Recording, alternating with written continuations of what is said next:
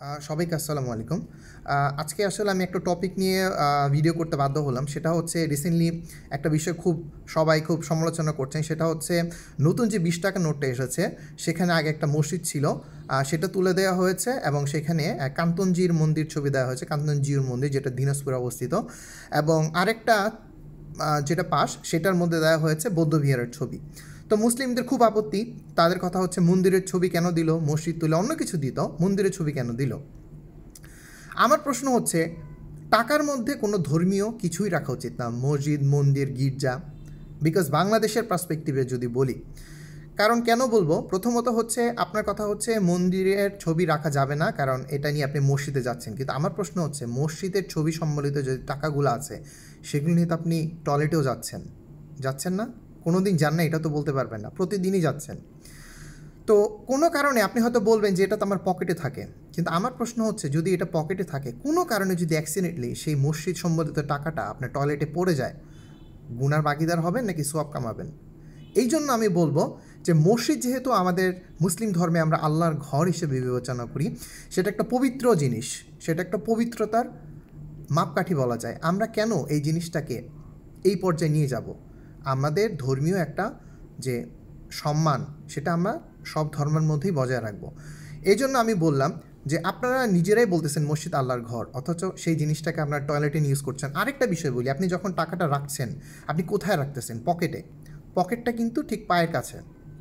এখন আপনি বলবেন যে পায়ে তো লাগতেছে না। আমি আপনাকে একটা যুক্তি দিই। আপনারা বাংলাদেশের 10 টাকার নোটটা দেখেছেন? সুন্দর করে দেখাই আপনাদেরকে। এই যে বাইতুল মোকাররম মসজিদের ছবি, এইখানটা আপনি দেখেছেন?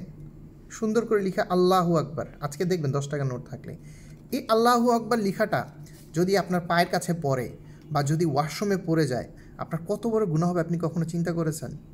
কখনো চিন্তা করেন নাই। কিন্তু আপনার মন্দির নিয়ে অনেক সমস্যা। আপনার নিজের ধর্মের কোনো লিখা যদি অসম্মান করেন আপনি, সেটাতে আপনার কোনো হেডেক নাই। কিন্তু আমাদের দেশে কিন্তু আমরা সবসময় বলি যে ইসলাম ধর্ম শান্তির ধর্ম। এখন আপনি সেটা মুখে বলবেন কিন্তু কাজে সেটা প্রকাশ করবেন না, তাহলে তো হলো না। আরেকটা মজার তথ্য আপনাদের কাছে শেয়ার করি। সেটা হচ্ছে ইন্দোনেশিয়ার নাম তো শুনেছেন। ইন্দোনেশিয়া তো সংখ্যাগরিষ্ঠ মুসলিম, ওখানে 1.7% মাত্র হিন্দু। আপনি কি জানেন যে ওদের দেশের যে কারেন্সি, ওটাকে বলা হয় রুপাইয়া। ওদের যে 20,000 টাকা রুপাইয়ের নোটটা আছে, সেখানে কিন্তু ওদের গণেশের ছবি আছে। গণেশ কিন্তু ইসলাম ধর্মের কিছু না, গণেশ কিন্তু হিন্দু ধর্মের একটা তাদের দেবতার নাম বা যেটাই হোক।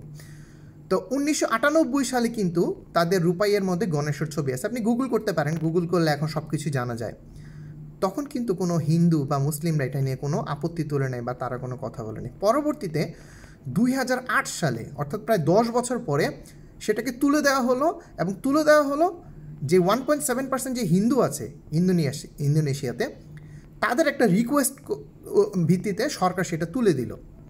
অথচ আমি মনে করি যে মন্দিরের ছবি দেওয়াতে আমি মনে করি বাংলাদেশের হিন্দুদের আপত্তি করা উচিত, যে কেন আমাদের মন্দিরের ছবি থাকবে। কারণ এটা যে কোনো মুহূর্তে পায়ের কাছে চলে যেতে পারে, রাস্তায় পড়ে যেতে পারে, তাদের মন্দিরের অসম্মান হবে। আপনার কাছে মসজিদ যেরকম পবিত্র, হিন্দুদের কাছে মন্দিরটা কিন্তু তাদের মতো পবিত্র। তাহলে আপনি যদি অন্য ধর্মকে সম্মান না করেন, তারাও তো আপনার ধর্মকে সম্মান করবে না। আপনি অন্য ধর্মের লোকদের গালি দেন, তারাও আপনার আল্লাহকে গালি দিবে। তাহলে আপনি নিজেই নিজের ধর্মকে ছোট করছেন। সেটা কখনোই আমাদের কাছে কাম্য হওয়া উচিত না। আর আরেকটা বিষয় বলি, যেটা আমরা বারবার বলি যে এই যে মন্দিরের ছবিটা তুলে দেওয়ার কারণে আপনাদের অনেক আপত্তি। আচ্ছা, বঙ্গবন্ধুর ছবি যখন ছিল 2017 বছর যখন আওয়ামী লীগ ক্ষমতায় ছিল, বঙ্গবন্ধুর ছবি ছিল তো, রাইট? আপনারা তো এটাও স্বীকার করেন যে ছবি সহ মসজিদে গেলে বা ছবি পরিহিত কোনো জামা পরলে সে নামাজ হয় না। তাহলে আপনি মানুষের ছবি সম্বলিত টাকা নিয়ে এই 17 বছর নামাজ পড়েছেন, আপনার কোনো আপত্তি হয় নাই। আজকে একটা ছবি নিয়ে, মন্দিরের ছবি নিয়ে আপনার অনেক আপত্তি, আপনার অনেক কিছু, আপনি টাকা বয়কট করবেন। কই, তখন তো আমি দেখলাম না যে বঙ্গবন্ধুর ছবি থাকার সময় আপনি টাকা বয়কট করেছেন, যে বঙ্গবন্ধুর ছবি তো একটা মানুষের ছবি। অথচ আমাদের ইসলামে কিন্তু বলা আছে, যে বুখারী শরীফে বলা আছে, মুসলিম শরীফে বলা আছে, আমি রেফারেন্সটা আপনাদেরকে দিয়ে দিই। সেটা হচ্ছে বুখারী শরীফে 3322 নম্বর হাদিস আর মুসলিম শরীফের 2106 নম্বর হাদিস। সেখানে ক্লিয়ারলি বলা আছে যে কোনো প্রাণীর ছবি থাকলে, ঘরে কোনো প্রাণীর ছবি থাকলে বা কোনো মানুষের ছবি থাকলে আপনার নামাজ হবে না। এখন আপনি বলতে পারেন আমি তো পকেটে রেখেছি, ঠিক আছে। আপনি যদি টাকাটা পকেট থেকে বের করে টেবিলের উপর রাখেন, তখন কিন্তু মানুষের ছবিটা ভিজিবল হয়ে যাচ্ছে, তখন কিন্তু ওই ঘরে ফেরেশতা প্রবেশ করবে না। আপনি কি কখনো এই বিষয়টা ভেবেছেন? কখনোই ভাবেননি, ভাবার প্রয়োজন মনে করেনি।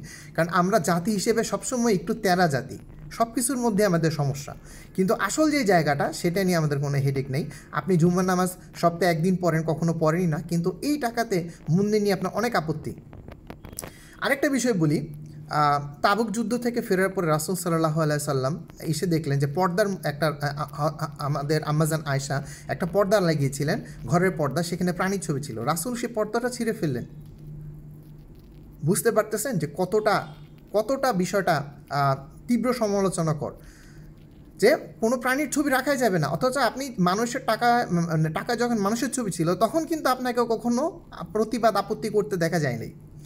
তো আমার মূল টপিক হচ্ছে, আমি যেটা আপনাদেরকে বুঝাতে যাচ্ছি, যে আমার মতামত এটা ব্যক্তিগত, যে টাকার মধ্যে কোনো ধর্মীয় প্রতিষ্ঠানের ছবি থাকা উচিত না। সব ধর্মকে সম্মান করা উচিত, কারণ সেটা কোথায় যায় আমরা বলতে পারছি না। দ্বিতীয়ত আমি যেটা বলবো, যে মসজিদ, মন্দির, গির্জা বা বিহার বৌদ্ধ ধর্মের কোনো কিছুরই ছবি রাখা উচিত না টাকার মধ্যে। আপনার দেশের প্রতিকৃতির ছবি রাখুন, দেশের ঐতিহ্যের ছবি রাখুন, কোনো সমস্যা নেই। কিন্তু অসম্মান কিন্তু আপনার বেশি হচ্ছে। আপনি নিজের টাকাকে যখন ঠিকভাবে সম্মান করতে না পারছেন, সেটাকে আপনি অসম্মান করছেন। আপনাকে কিন্তু কবরে আল্লাহ গেলে জিজ্ঞেস করবেন না যে তুমি পকেটে টাকা রেখেছো, ওই টাকার মধ্যে কার ছবি আছে। আপনাকে নামাজের হিসাব নেওয়া হবে। আপনি সুদ খাচ্ছেন, সেটার হিসাব নেওয়া হবে। সুতরাং যেই বিষয়টা আসল, সেটাকে আলোকপাত না করে আজাইরা জিনিস নিয়ে মানুষের মধ্যে সেন্টিমেন্ট তৈরি করবেন না, বিতর্ক তৈরি করবেন না। ধর্মের জায়গায় ধর্মকে রাখুন, টাকার জায়গায় টাকাকে রাখুন। টাকাটা আপনার ধর্মীয় কোনো কিতাব না। কোরআন, আপনার গীতা, এগুলো হচ্ছে মানুষের ধর্মীয় কাব্য, যেগুলোকে আমরা সবসময় সম্মান করি। হিন্দু ধর্মের মানুষরা ঋগ্বেদ, গীতা এগুলো তারা পড়েন, তারা তাদের সম্মান করেন। খ্রিস্টানরা যেরকম তাদের দেখা যায় তাদের ওল্ড টেস্টামেন্ট, নিউ টেস্টামেন্ট এগুলোকে তারা সম্মান করে। আমাদের আছে কোরআন, সেগুলো পড়েন ভাই। এটা এমন কিছু না যে আপনার এটার জন্য কাল কিয়ামতে আপনাকে আল্লাহ দাঁড় করা বলবে যে তুমি মন্দিরওয়ালা টাকা নিয়ে ঘুরছো, তোমার সব ইবাদত আমি বাতিল করে দিলাম। সুতরাং টাকাকে টাকার জায়গায় রাখেন, ধর্মকে ধর্মর জায়গায় রাখেন। এগুলো নিয়ে দয়া করে ব্যবসা তৈরি করবেন না, মানুষের মধ্যে সিক্রেট তৈরি করবেন না। এগুলো খুবই ছোট মনের কাজ আমি মনে করি। সুতরাং এই বিষয়টাকে এখানে আপনারা শেষ করেন। এটা নিয়ে নতুন করে আর কোনো ফায়দা লোটার চেষ্টা করবেন না। আমি বলবো টাকাকে টাকার জায়গায় রাখেন, টাকাকে নিয়ে বিতর্ক তৈরি করবেন না। সবাইকে ধন্যবাদ।